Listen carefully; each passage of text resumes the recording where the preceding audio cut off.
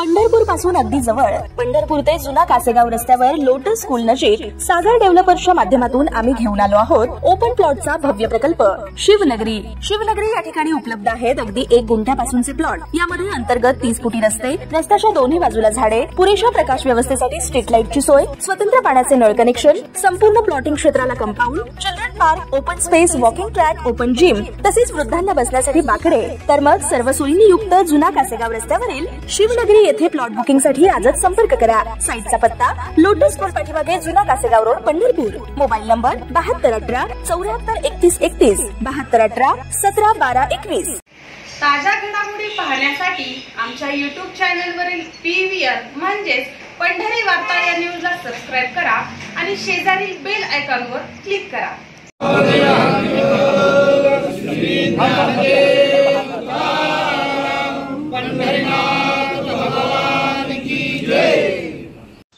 इसवी सन 1695 ते 1699 या काळात मुघल बादशाह औरंगजेबाने महाराष्ट्रातील श्री क्षेत्र तुळजापूर आणि श्री क्षेत्र पंढरपूरसह विविध हिंदू देवस्थाने उद्ध्वस्त करण्याचा प्रयत्न केला होता।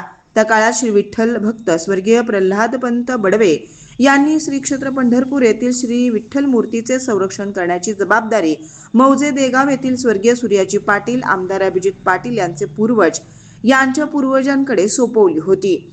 या ऐतिहासिक घटनेच्या स्मरणार्थ दरवर्षी अश्विन वैद्य नवमी या दिवशी श्री विठ्ठल मूर्ती संरक्षण महोत्सव म्हणून साजरा केला जातो।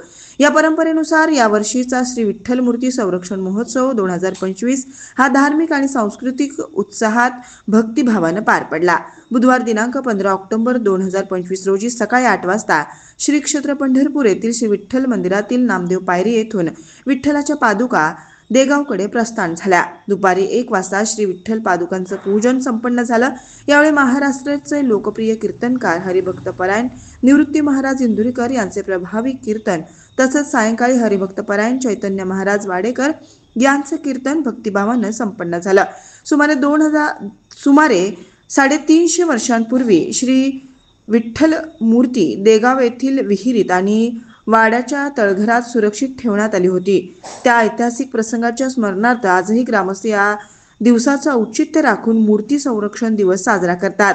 जय जय रामकृष्ण हरी या जयघोषानं आणि विठ्ठल भक्तीच्या भावनेनं संपूर्ण परिसर दुमदुमला होता। या प्रसंगी आमदार अभिजित आबा पाटील म्हणाले, पूर्वजांनी श्री विठ्ठल मूर्तीच्या संरक्षणासाठी केलेल्या कार्याची आज आपण परंपरा जोपासत आहोत। ही परंपरा केवळ धार्मिक नसून सामाजिक एकात्मतेचे प्रतीक आहे। भक्ती, विचार आणि संस्कार यांच्या संगमातून समाजातील प्रत्येक घटकापर्यंत चांगुलपणाचा संदेश पोहोचवण्याचा आमचा प्रयत्न आहे। समाजातील एकोपा, श्रद्धा आणि परंपरेचे संवर्धन हेच या महोत्सवाचं वैशिष्ट्य आहे। कार्यक्रमाच्या यशस्वी आयोजनासाठी देगाव ग्रामस्थ, आयोजक मंडळी, कार्यकर्ते आणि सर्व भक्तगणांचे आमदार अभिजित आबा पाटील यांनी मनपूर्वक आभार मानले।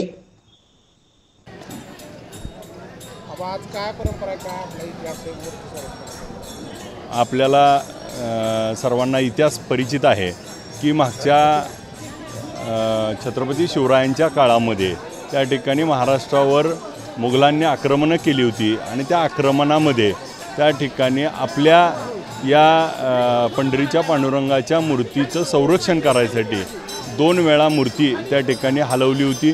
ती सुरक्षित ठिकाणी देगावला नेण्यात आली होती आणि यामध्ये अफजल खानाचा काही काळ होता आणि औरंगजेब ज्या काळामध्ये होता त्यावेळेस 2 ऑक्टोबर 1695 ते 1699 असं 4 वर्ष 2 महिने 10 दिवस असा आपला इतिहास त्या ठिकाणी पंढरीच्या पांडुरंगाची मूर्ती त्या ठिकाणी प्रल्हाद महाराज बडवेंनी त्या तत्कालीन सूर्याजी पाटील यांच्याकडे सुपूर्द केली होती आणि सूर्याजी पाटील हे त्या ठिकाणी देगावचे त्या काळातले पाटील होते।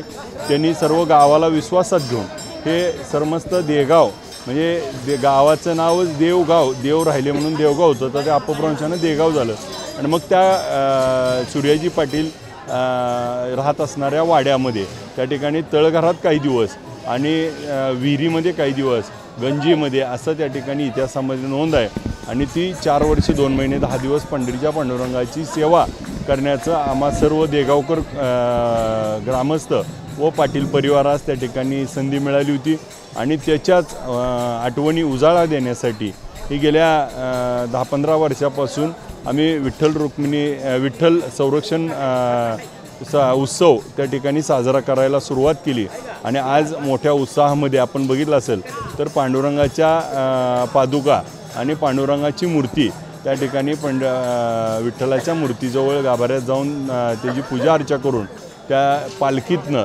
देगावला नेऊन आज देगावला त्या ठिकाणी तिथं गेल्यानंतर विहिरीमध्ये आणि तळघरामध्ये त्याच्या पूजा होती. पूजा झाल्यानंतर त्या ठिकाणी कीर्तनाचा महाप्रसादाचा आणि ही परंपरा त्या ठिकाणी जागृत ठेवण्याचं काम सर्व ग्रामस्थ त्या ठिकाणी करतात.